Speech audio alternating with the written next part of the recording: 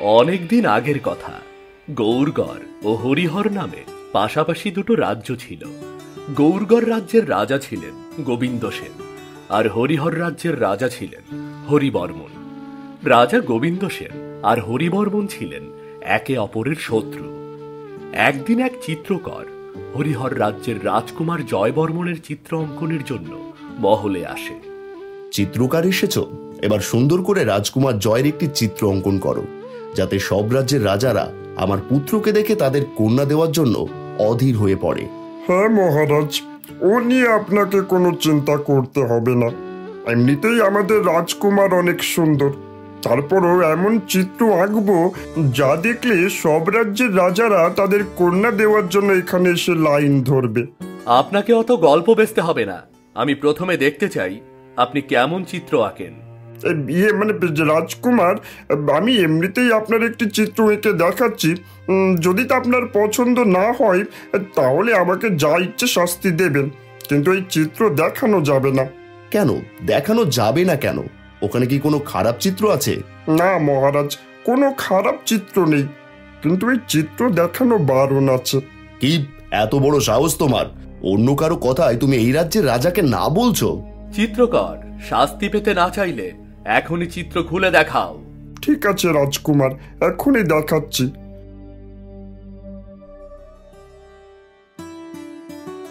এ কি? এ তো রূপবতী কন্যা। কে এই রূপবতী কন্যা? পিতাজি, আমি এই রূপবতী কন্যাকেই বিবাহ করতে চাই। হ্যাঁ মহারাজ, এই সুন্দরী কন্যাকে দেখে আমারও অনেক ভালো লেগেছে। এই কন্যাকে আমাদের পুত্রবধূ করতে চাই। হ্যাঁ, মেয়েটা সত্যি অনেক সুন্দর। এবার বলো চিত্রকার, এই চিত্র কোন রাজ্যের রাজকুমারী? মহারাজ, অপরাধ ক্ষমা করবেন, এই চিত্র গৌরগড় রাজ্যের রাজকুমারী গীতাঞ্জলির, আর এই জন্যই আমি চিত্র দেখাতে চাইনি। পিতাজি, সে যে রাজ্যের রাজকুমারী হোক না কেন, আমি তাকেই বিয়ে করতে চাই। সে কি করে সম্ভব? সে তোমার পূর্বশত্রু, তাছাড়া সে অনেক অহংকারী, তার মধ্যে দয়া মায়া ভালোবাসা কিছুই নেই। আমি কিছুতেই তার সঙ্গে আত্মীয়তা করব না। মহারাজ, এই প্রথম আমাদের পুত্র কোনো মেয়েকে পছন্দ করলো, আর আপনি না বলছেন? পিতাজি, আর কতকাল আপনারা শত্রু হয়ে থাকবেন? এবার শত্রু থেকে বন্ধু হওয়ার সুযোগ এসেছে।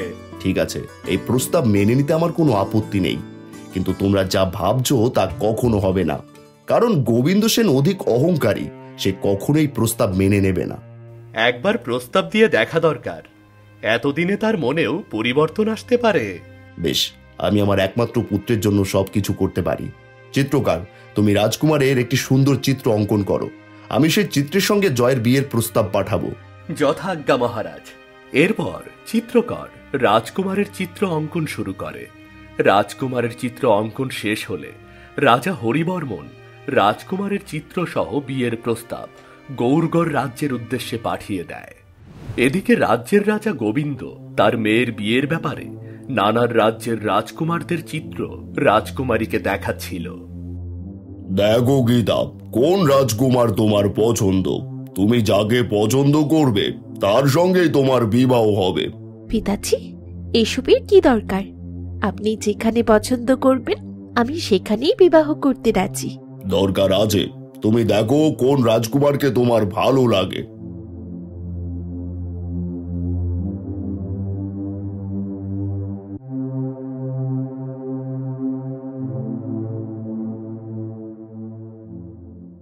মহারাজ, রাজকুমারীর ব্যাপারে আরেকটি সম্বন্ধ এসেছে। এই যে রাজকুমারের চিত্র সঙ্গে সন্দেশ। চিত্রটা রাজকুমারীর কাছে দাও, আর সন্দেশটা আমার কাছে দাও।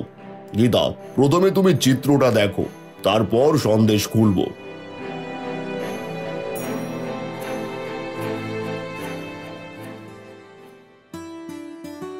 পিতাজি, সবগুলো রাজকুমারের মধ্যে এই রাজকুমার সবচেয়ে বেশি সুন্দর। আপনি এই ব্যাপারে কথা বলতে পারেন।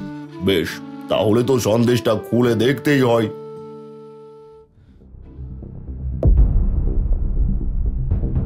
এ কি পিতাজি, আপনাকে রাগান্বিত কেন দেখাচ্ছে? রাখবো না, এই সন্দেশকে পাঠিয়েছে জানো হরিহর রাজ্যের রাজা হরিবর্মন। তার সাহস হয় কি করে তার পুত্রের সঙ্গে আমার বিবাহের প্রস্তাব দেওয়ার? তুমি এই চিত্র ছিঁড়ে ফেলো, আমি কখনোই ওই রাজকুমারের সঙ্গে তোমার বিবাহ দেব না। চিত্র ছিঁড়ে ফেলার কি দরকার?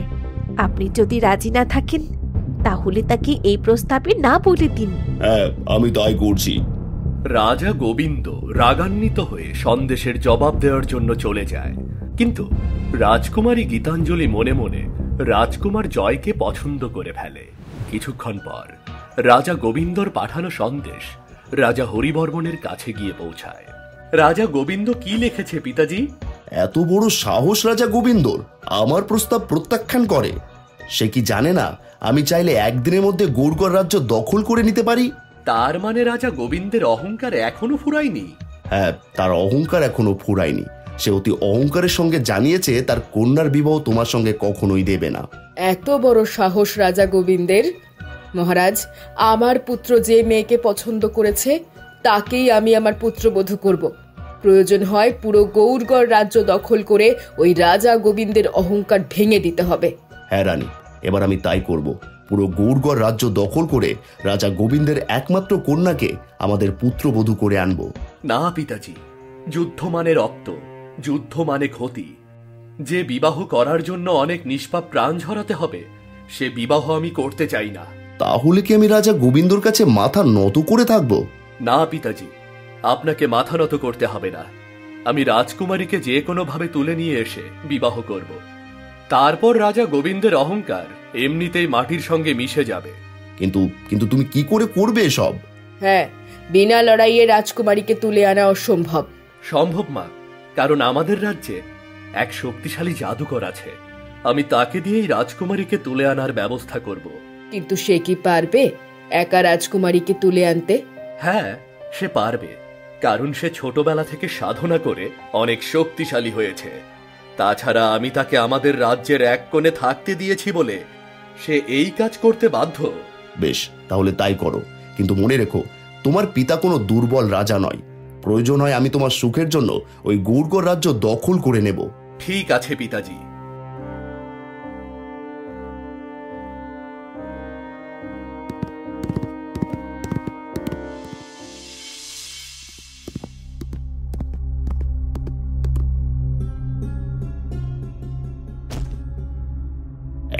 কি রাজকুমার, তুমি তা কি মনে করে? বিপদে পড়ে এসেছি, কারণ আপনি বলেছিলেন বিপদে পড়লে আপনার কাছে আসতে। হ্যাঁ, বলেছিলাম। এবার বলো কি বিপদে পড়ে এসেছো? আপনাকে একটা কাজ করতে হবে। গৌরগড় রাজ্যের রাজকুমারীকে তুলে এনে দিতে হবে। রাজকুমার, তুমি আমাকে তোমার রাজ্যে থাকতে দিয়েছো, আমার সাধনার জায়গা করে দিয়েছো। তোমার জন্য এইটুকু তো করতেই হবে। তুমি নিশ্চিন্তে মহলে ফিরে যাও, আমি রাজকুমারীকে নিয়ে সেখানেই আসছি।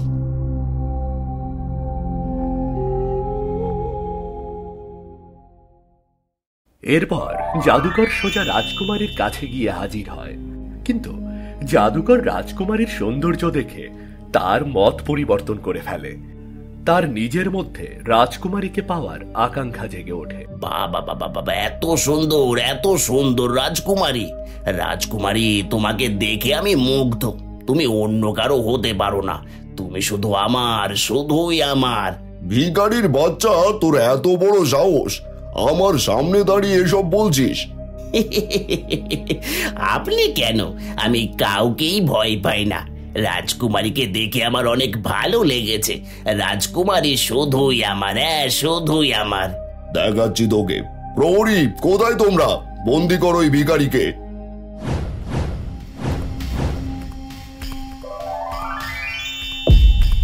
এ কি হচ্ছে এসব? আমার কেউ কিছু করতে পারবে না। এসো এসো রাজকুমারী, এসো।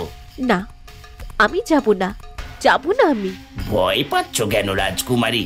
আমি তোমাকে রানী বানিয়ে রাখবো। তুমি যে রাজ্য চাইবে আমি সেই রাজ্যই তোমার হাতে তুলে দেব। এসো এসো। আমার কোনো রাজ্য চাই না, আমি আপনার সাথে যাব না, যাব না আমি। তোমাকে যে আমার সাথে যেতে হবেই রাজকুমারী।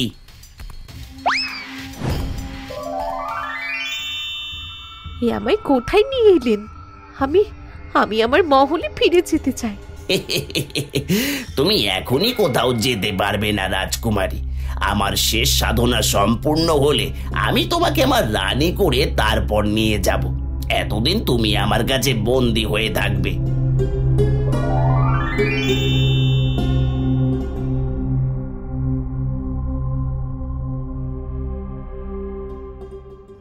এদিকে রাজা গোবিন্দ তার মেয়েকে হারিয়ে তার অহংকার ভুলে সোজা রাজা হরিবর্মনের কাছে গিয়ে উপস্থিত হয়। এ কি, রাজা গোবিন্দ সেন আমার মহলে? তা কি মনে করে? হ্যাঁ, আমাকে তুমি ক্ষমা করে দাও, আর আমার মেয়েকে ওই জাদুকরের হাত থেকে বাঁচাও। জাদুকরের হাত থেকে বাঁচাও মানে? হ্যাঁ, ওই জাদুকর আমার মেয়েকে তুলে নিয়ে গেছে আর বলেছে সে নাকি আমার মেয়েকে জোর করে বিবাহ করবে। এ কি জয়, জাদুকরের তো এমনটা করার কথা ছিল না।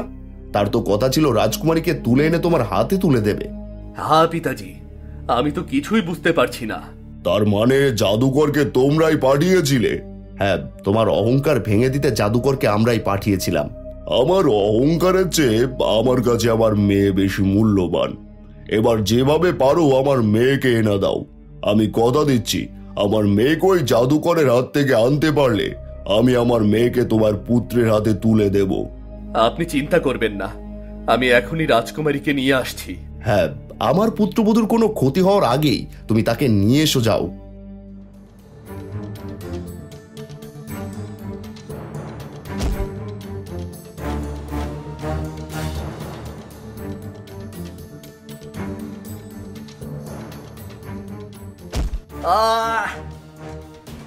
রাজকুমার, জাদুকর, রাজকুমারীকে ছেড়ে দাও। না রাজকুমার, আমি তোমার এই কথাটা রাখতে পারবো না। এর চাইতে তুমি আমার কাছে অন্য কিছু চাও, আমি তোমাকে সেটাই দেব। আমার অন্য কিছু চাই না, তুমি রাজকুমারীকে আমার হাতে তুলে দাও। না, আমি তা দিতে পারবো না, কারণ রাজকুমারীকে দেখে আমিও মোহিত হয়েছি। এখন আমার কাছে আমার সাধনা যতটা মূল্যবান, রাজকুমারীও ততটাই মূল্যবান।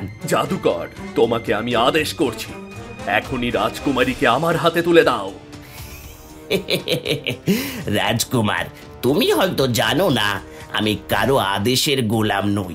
বাঁচতে চাইলে এখনই এখান থেকে চলে যাও, নয়তো তোমাকে পাথরের মূর্তি হয়ে থাকতে হবে। হ্যাঁ, আপনি চলে যান।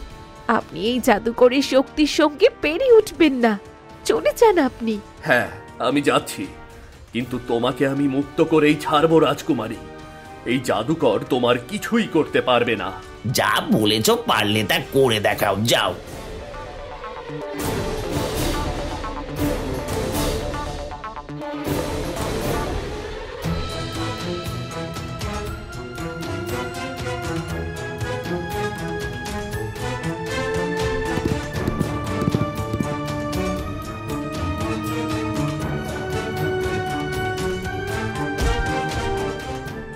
গুরুজি, কি জাদুকরের ধোকায় পড়ে রাজকুমারীকে মুক্ত করতে এসেছিস? হ্যাঁ গুরুজি, যুদ্ধে না জড়িয়ে রাজা গোবিন্দের অহংকার ভাঙতে আমি জাদুকরকে সাহায্য করতে বলেছিলাম, কিন্তু সেই জাদুকর আমার সাথে বিশ্বাসঘাতকতা করেছে। এখন বলুন, আমি কি করে রাজকুমারীকে মুক্ত করব? ওই জাদুকর অনেক শক্তিশালী, তাকে হারানো এত সহজ নয়। তাকে হারানোর একটা মাত্র উপায় আছে, কিন্তু তা যে বড়ই কঠিন। যত কঠিনই হোক না কেন, আমি রাজকুমারীকে মুক্ত করবই, কারণ রাজকুমারী আমার জন্যই জাদুকরের হাতে বন্দী হয়েছে।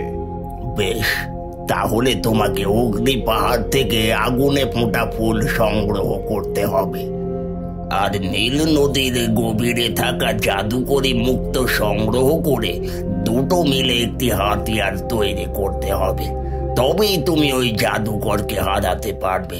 কিন্তু সেই অগ্নিপাহাড় কোথায়, আর নীল নদী বা কোথায়, আর সেই জাদুকরি মুক্ত? সোজা দক্ষিণ দিকে গেলে তুমি অগ্নি পাহাড় দেখতে পাবে। সেখান থেকে তোমাকে অগ্নি ফুল সংগ্রহ করতে হবে, আর পূর্ণিমার চাঁদের আলোয় নীল নদী থেকে তোমাকে সেই মুক্ত সংগ্রহ করতে হবে। কিন্তু মনে রেখো, এগুলো সংগ্রহ করা এত সহজ নয়। এর জন্য তোমাকে অনেক কঠিন পরীক্ষার সম্মুখীন হতে হবে। যত কঠিনই হোক না কেন, আমি এগুলো সংগ্রহ করে রাজকুমারীকে মুক্ত করবই। এবার আমি চললাম গুরুজি।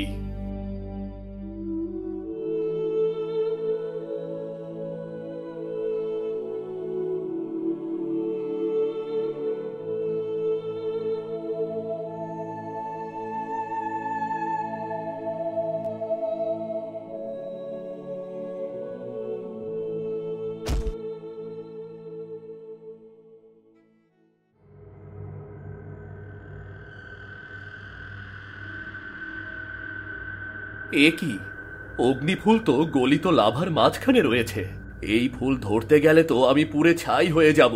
কে তুমি, আর এখানে এসেছো কেন? কে কে কথা বলল? আমি এই অগ্নি পাহাড়ের অগ্নিফুলের রক্ষক।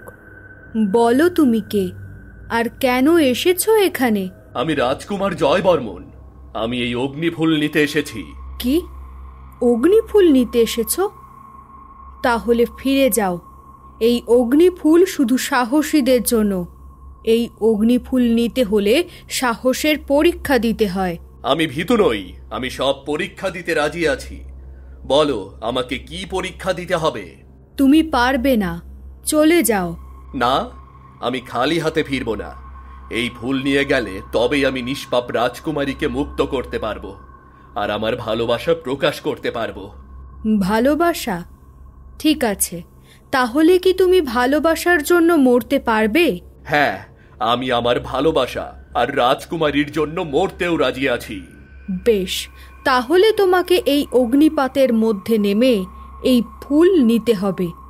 এতে তুমি যদি বেঁচে থাকতে পারো তবে তুমি সফল হবে, নয়তো এই আগুনে পুড়ে তোমাকে মরতে হবে। ঠিক আছে, আমি আমার জীবনের বিনিময় হলেও এই ফুল নিয়েই ছাড়বো আমি। এ কি, এই আগুন আমাকে স্পর্শ করছে না কেন? আর আগুনে আমার কোনো তাপও লাগছে না কেন?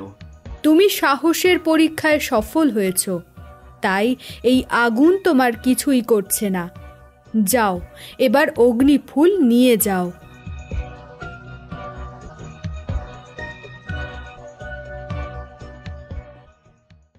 রাজকুমার অগ্নিফুল নিয়ে নীল নদীর উদ্দেশ্যে বেরিয়ে পড়ে।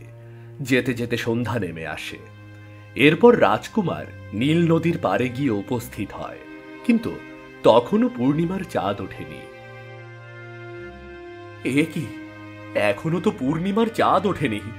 আর পূর্ণিমার চাঁদ না উঠলে তো আমি সেই মুক্ত খুঁজে পাবো না। হে পূর্ণিমার চাঁদ, ওঠো। তোমার আলোয় আমি আমার ভালোবাসার মুক্তির পথ খুঁজে পাবো। ওঠো। ওই তো চাঁদ উঠেছে, আর জলের মধ্য থেকে মুক্ত জল জল করছে। এবার আমাকে তাড়াতাড়ি মুক্ত সংগ্রহ করতে হবে।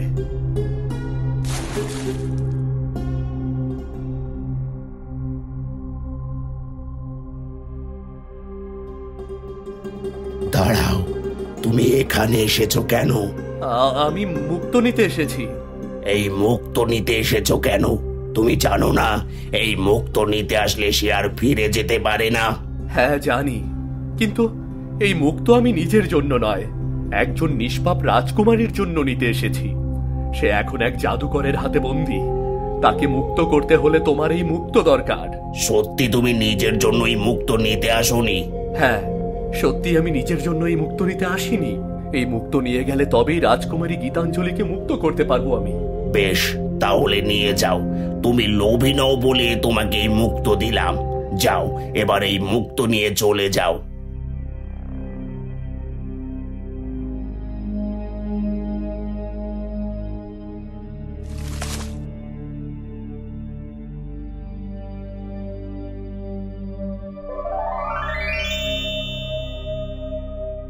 এই তো হাতিয়ার তৈরি হয়ে গেছে।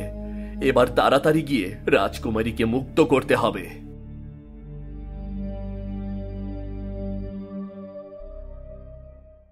পরের দিন সকাল হলে রাজকুমার জয় জাদুকরি তলোয়ার নিয়ে জাদুকরের গুহায় পৌঁছে যায়। এদিকে জাদুকর জোর করে রাজকুমারীর গলায় মালা পরাচ্ছিল। এমন সময় রাজকুমার সেখানে গিয়ে উপস্থিত হয়। দাঁড়া জাদুকর, খবরদার, রাজকুমারীর গলায় মালা পরাবি না। তুই আবার এসেছিস? এবার তোকে মেরে তবেই রাজকুমারীর গলায় মালা পরাবো। সে সুযোগ আর তুই পাবি না জাদুকর। এবার তোকে আমার হাতে মরতে হবে। আমাকে মারবি? পারলে নিজেকে বাঁচিয়ে দেখা।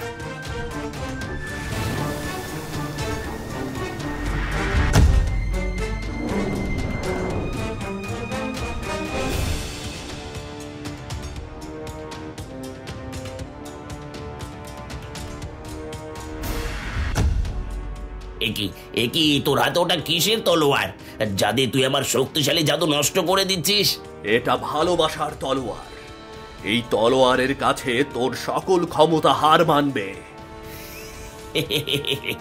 আমার জাদু শক্তি সম্পর্কে তোর কোনো ধারণা নেই। এবার দেখ আমি তোর কি করি।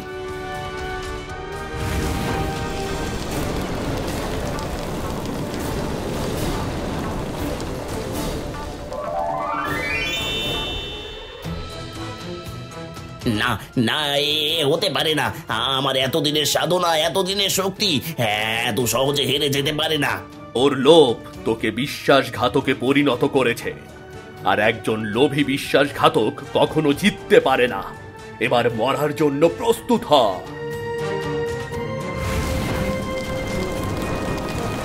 না না না না না না।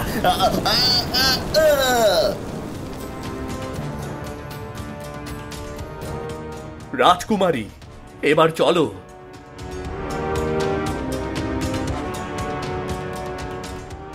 অবশেষে রাজকুমার তার সাহস আর ভালোবাসা দিয়ে রাজকুমারীকে জাদুকরের হাত থেকে মুক্ত করে।